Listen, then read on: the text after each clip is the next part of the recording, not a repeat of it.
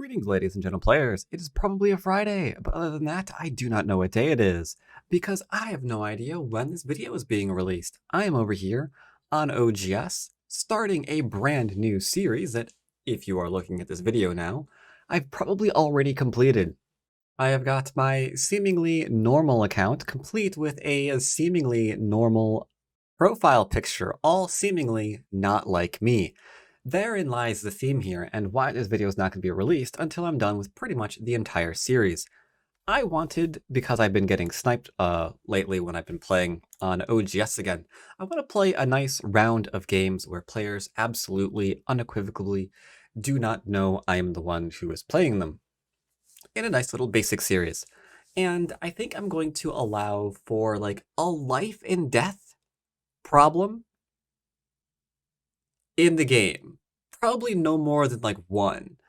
Reason for that is because, as you know, depending on how far back that happened, last week, last month, I don't know. 2 months ago, 3 months ago, who knows at this point? Like I said, don't know when the video is being released. But yeah, I got reviewed by Redman. Remember that video? Wherever that thing is? Yeah. And he did make a point of doing a little bit of focus on the whole life and death thing. So maybe I want to add in just a tiny droplet of life and death into my basics. That way you don't find yourself in the same position where I am, where, you know, all my basics are pretty strong. My direction of play is doing, you know, wonders for me and carrying my games. Something fantastic. Reached 8 down once. Or twice at this point? Who knows? But yeah, but you can't read your way out of a wet paper bag. So, yeah, I think I'll add a droplet of life and death in there. Just a teensy tiny amount, nothing complicated, to the basic series, see how it goes. It's kind of why I wanted to create a new series. I felt like let's just do OGS for that and see how everything turns up. We're not going to go on a murder spree. Just teensy droplet. And we're going to start with DDKs and work our way up because you rank up pretty fast on OGS. So, yeah. And you know where else you can rank up fast? That's right, Baduk.Club. Your one-stop shop for in-person Go, where you can find players around you to play in person, to practice for tournaments where you can have a better win-loss ratio, allowing you to rank up in the country you happen to live in. Is that a little bit of a stretch? I think it works. And while you're doing that, you can check out their equipment and see if there is anything here up your alley as well for something for you to perhaps play on. As always, check them out. Thanks to them. Links in the description down below. Thanks as always to them for in part sponsoring these videos. All right, got a game. I will do 4-4 facing. And I'm going to get rid of the coordinates because no need for them. Going to start the first game up with a nice calm and simple double 4-4 points. Now here, we've been approaching this on the inside, like so. All right, I'm getting split. I can answer him, or I can ignore him. I will go ahead and play the large knight to deal with the split. And I'm even going to apply a smidgen of pressure here. Even if I only get this as a section of territory, it's fine, because that's just 3, 6, 9, 12, whatever. 3-3 at 11Q. Ooh, 3-3 at 11Q. I have to say, I'm not a fan of this early 3-3 point as an 11Q. But that is fine. Now, I'm not terribly concerned with what direction we pick here as a DDK. By picking this one and double Hane and take our cornerback, or playing this one and prioritizing Sensei to expand, I think either of these are not terrible decisions. That said, I will go ahead and play this way. Make a couple of points. If I drop down, I pretty much win the game immediately. I will go ahead and answer this just so he can extend and fix his shape. or do that which is incredibly strange and bizarre. But alright, I'll ask where he wants this to go. He could push and cut me theoretically, or he can keep doing this one, that's fine. You have to be very careful here, because I can push and clamp, at which point he's not alive locally. Alright, so I think he's fine. He did ignore me, remember? So, do I need to protect the cutting point? Well, one, it ladders, but we don't really want a ladder, because then there's a ladder breaker, and that's really annoying.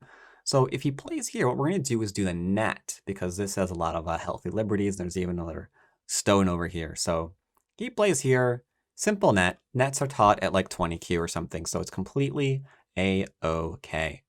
Now, since I do have Sente, I will double approach him, because I played something and he ignored me. Surrounding this is not bad, but I'm going to go for... This gets into a really bad fight, but yeah, we have to do it. We have to do it. I'm even going to go ahead and fix my shape. The fact that I just fixed my shape is a huge red flag that I am not a Q player, probably. Because not a lot of Q players think about specifically their shape, you know?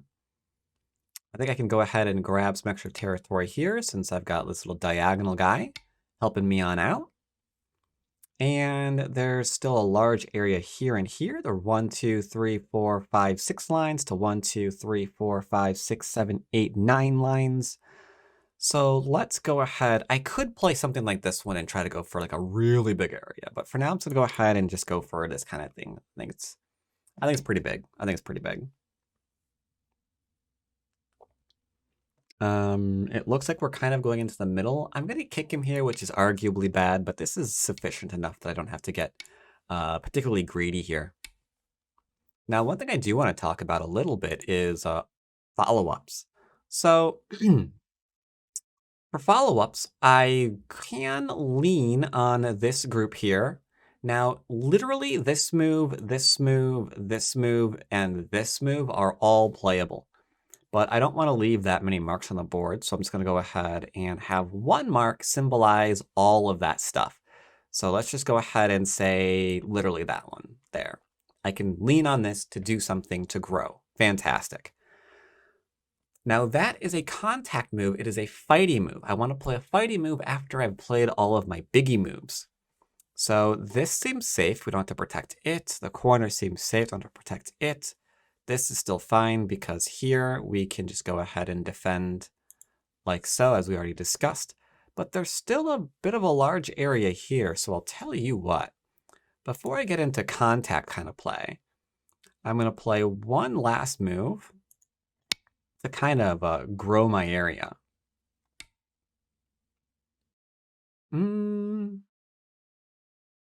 Okay. I can threaten to continue growing my area.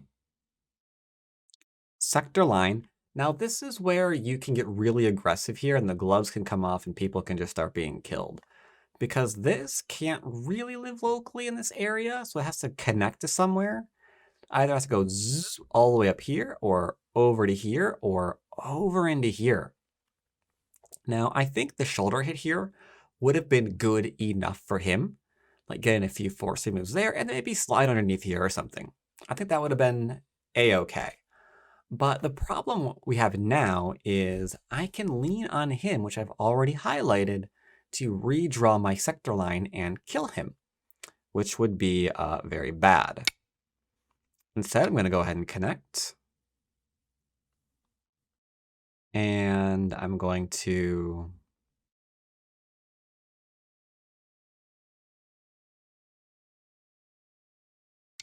I guess I'm just going to threaten to grow. Like, just building this area up is pretty big.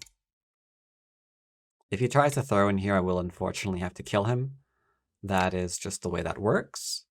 I have gotten rid of the chance for me to play here. The net, of course, still works. He goes here, I go here, on a bop, bop, bop. We are fine. I can lean on the top, just like I lean on these. I can lean on these, so we shall do so, like, maybe over in here. There we go. That looked fairly painless, didn't it? Protect my little cutting point, like so. Don't want to lose my stone. Now, he's not alive up here locally. He's still not. I can go here, here, into there. There, he is completely alive. So I don't have the ability to respond to this in Sente. So we want to always be aware of where are our Sente moves? Where are those little guys at? Well, this isn't Sente, but it's probably bigger than him just connecting up on the second line. Right? I can build up a little bit over in here. Didn't Honix, I'm not creating cutting points. I am playing here to protect my little shapey point. So we can ignore that now. This isn't Sensei, so again, I can just go ahead and play a biggie move. I'll do that by... No. This is getting kind of large. Because I can, like, monkey jump and do things like that. This descent is also pretty big, because I can threaten to take the 1 stone. I can, like, play here, for example, and he responds there. I can play here, for example, because we're just kind of, like, eating at that little corner. I can play here because it threatens to go ahead and falsify. And I think that's enough damage for 1 day, so let's go ahead and give him Sente. I'm going to blatantly give him Sente again. I just don't know how yet. Give me a second to figure it out. There we go. Now he has Sente. We should go underneath my stone. That'd be pretty big. Very big problem that he has right here, and it's definitely playing Puppy Go. Now, again, this is a brand new account. I've never used it, so I know that he's not just reacting to a stronger opponent. Because you know, most of my accounts are pretty well known, unfortunately, so people can, like, you know, snag them when they see me looking for a game. So I know it's not that. Like, I have had games where I knew that's exactly what was going on. Like, sometimes they'd even message in chat that they knew who I was, and then, like, you see them backing off all the time, so you know what's going on in there, and sometimes I can use those videos, and sometimes I can't.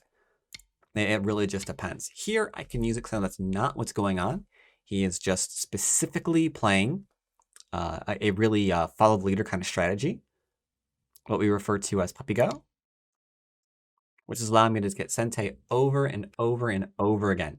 Any DDK who wants to really make it as an SDK, you have to focus on that's dead. You have to focus on when you do and don't have Sente.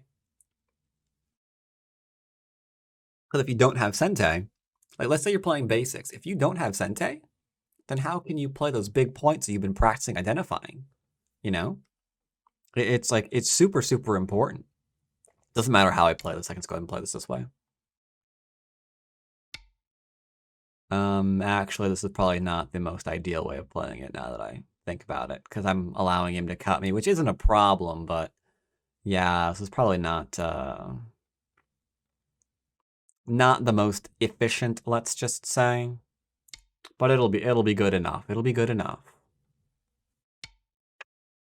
Yeah, he's gonna cut me. Okay, that's fine. That's fine. I deserve it. I deserve it completely. Now I can just go ahead and Hane, because he's got 1, 2, 3, 4 liberties here to 2. Now he's got 3. It's not a problem. I just have to go ahead and capture this. It's not a big deal. Now I'm not gonna Hane here, because he could, like, well, I guess I can Hane there. I don't know if this is my making a mistake or not, but I've been, like, trained to go ahead and block the actual eye without getting rid of my own liberties first. Maybe that was not proper, but that's the way that makes the most sense to me. That said, he got a reduction in because I had to play, like, 2 extra moves on the inside. But it's not really that big in the grand scheme of things, because that's kind of the equivalent of him just playing, like, the Hane and then me responding. So not a big deal. This is huge, on the other hand. And it's very sad that he didn't get in L2, because it would have stopped this huge push on the first and second line like this. And I have Sente again, so I can do it again on this side. I'm not going to push again because it's not sente. He blocks. I connect. Excuse me. And then that's done. So I can play a bigger move over in here, threatening this. And then I can play over here, threatening this one. So you can see how I'm looking for sente over and over and over again. Now, I think I'm completely out of sente, so I'm going to play just a big move over in here that you can use to kind of reduce my middle again. Yeah, so I can block. I can hard block this. Yep, sente. Yeah. Good. That's not sente. He could have like pushed here, for example, for sente still, or maybe tried to like do a little poke here, or maybe a little poke here. You know, those kind of things were sente. I'll give him his sente back though, and see what he does next. Okay, I can't Atari that. I don't think it's sente, but I'll give him the move again. All right, I have sente again, so let's see what we can do. I can push here, like I mentioned, that he could push me. I can push him. Ba-dum. I don't really see anything. I've got like this one. About it. About all I see. And then I can like maybe extend that up for a couple of points. Do a little bit of a blocky doodle there. Definitely connect there. My group will be alive even if it got cut off, but I just don't really want it to. There's no real reason to allow it, you know?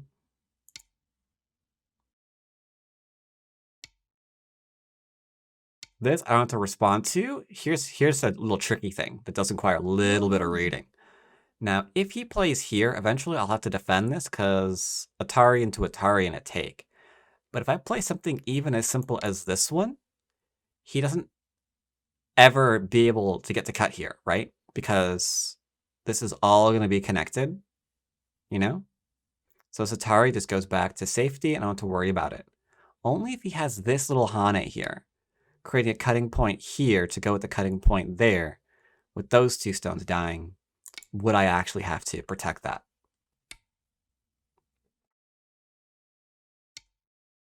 I'm not afraid of that cutting point because I can read that I can just go straight across and we are absolutely fine. Not a problem. See? This is a benefit of having good shape. I've got a bite on my neck.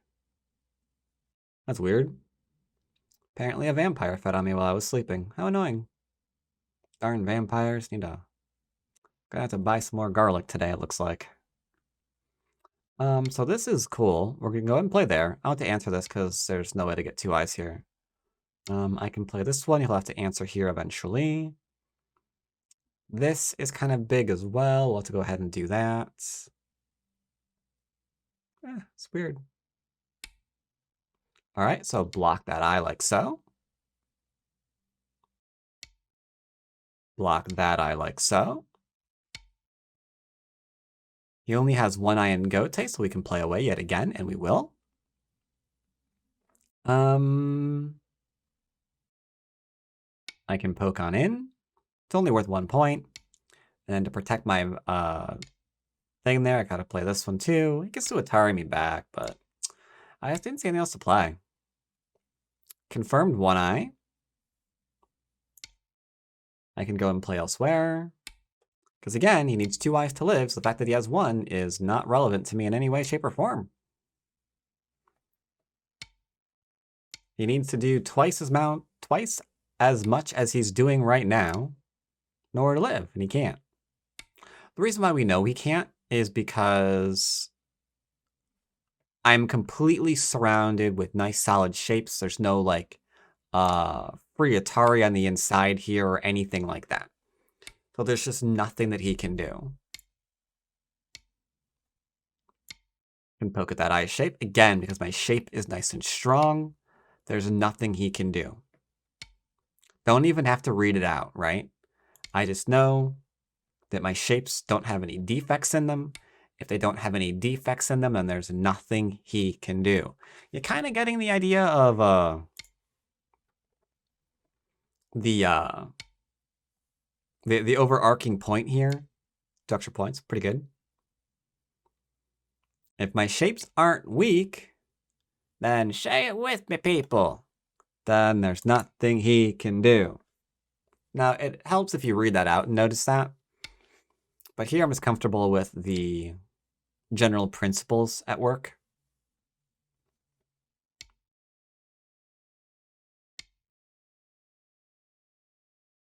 That's where a little bit of experience comes into play, you know?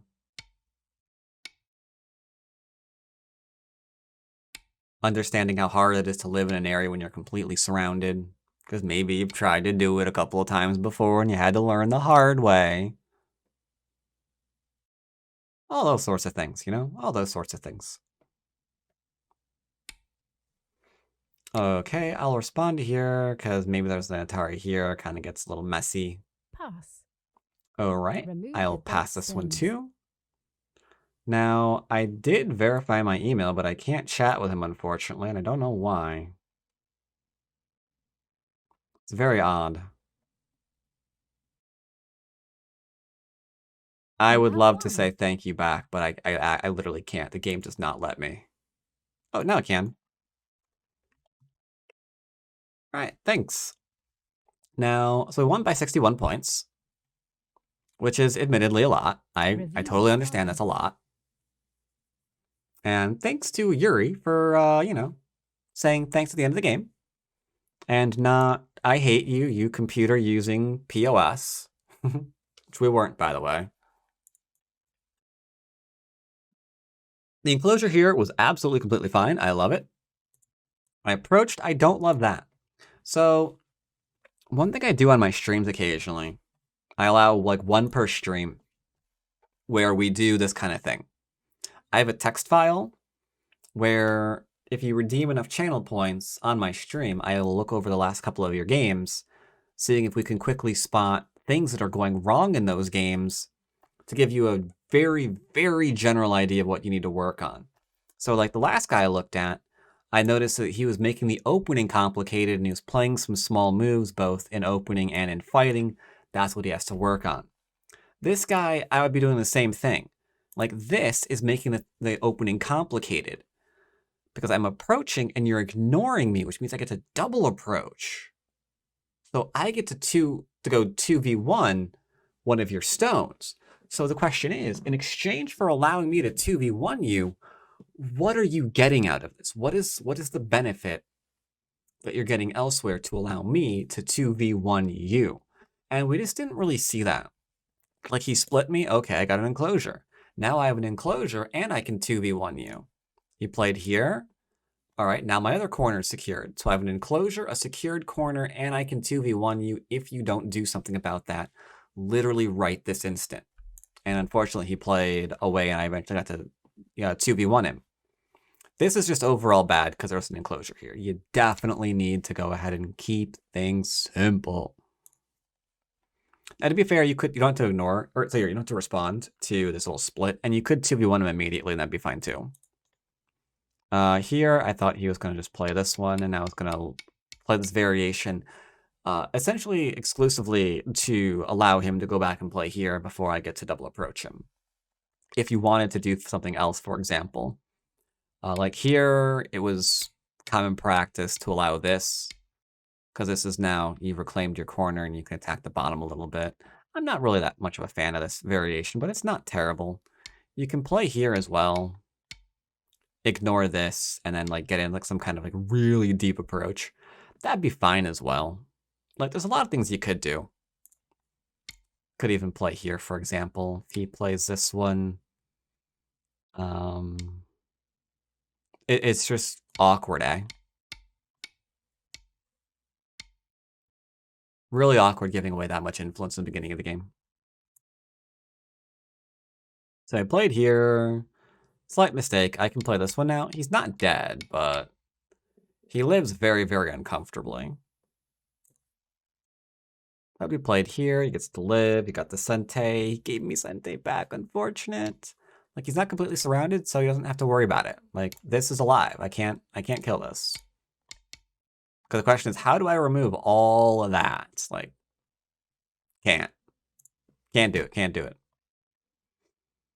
This is a sequence This is absolutely a sequence, but I don't think it's good for him. And then after I made my shape and just kept picking up territory, like I think that's game, in my opinion. That's game. He's got too many small areas because the area on the left is small. The area on top is small. This corner is going to be small, and this corner is small. So he's got 4 areas that are very, very tiny right now and hard to build off of. And white doesn't have that anywhere. So I'm just going to have more territory at the end of the game unless he can do something really, really severe. But if my groups are all solid, he can't do anything really, really severe. So he's just in a bad way. He's just in a bad way.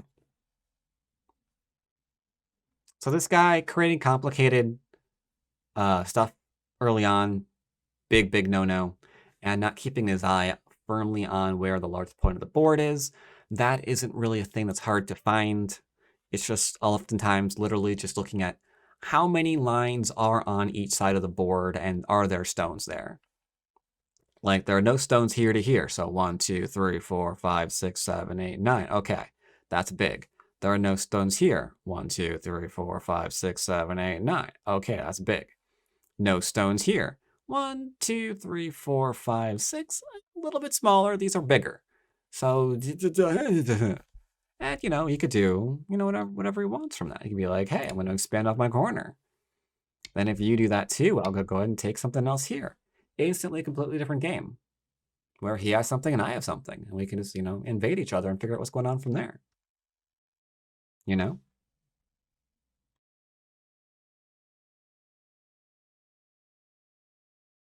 And then last but not least, yeah, if I play here, for example, there's a non-zero chance I just completely kill this. Just lead on the left, cut off the center, nowhere to go, everything's dead. Very, very basic splitting attack. Very, very basic splitting attack. Instead, we just kind of connected them up and grew because the middle was just too large. At the end of the day, you saw I was up by 60 points. Like right now, for example, I'm up by estimate 7.1. It's giving me not a lot on the bottom, unfortunately. And I didn't pull 60 points out of the bottom of the board. So it's kind of off. Counter here is a little off, yeah. Not sure how it's so off on that, to be honest. Like, according to this, I made 60 points aside from that. Like, what? How? Estimator here is really bad, isn't it? Okay, suddenly it's 30. I guess I didn't think this was actually solid points or something. I don't know. I don't know. Either way, hope you enjoyed this video. And I'm going to go play another one. Literally right now.